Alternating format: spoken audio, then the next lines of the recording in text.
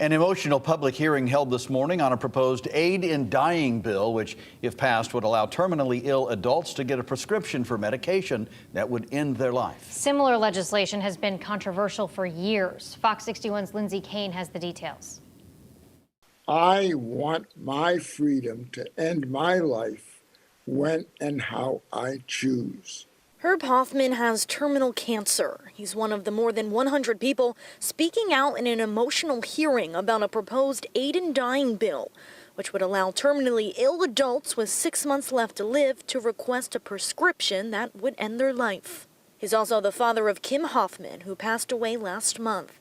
She was a longtime supporter of this legislation, also suffering from cancer. And she was uncomfortable and she was in pain.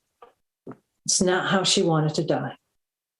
She fought so hard for this bill so she could go on her terms and not put herself and her family through this trauma.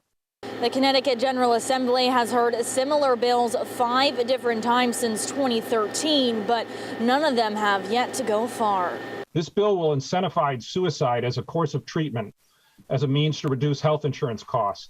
A doctor does not know when someone has less than 6 months to live. It is a guess. The bill has been extremely controversial across the state for years. Opponents argue this would put pressure on patients who see themselves as a burden to doctors and family. During a mental health crisis like we've never seen before, this is the wrong time to be proposing suicide as the answer. Similar legislation is already legal in 9 states and Washington, D.C., including nearby Maine, Vermont, and New Jersey. Some local leaders say Connecticut is a step too far behind.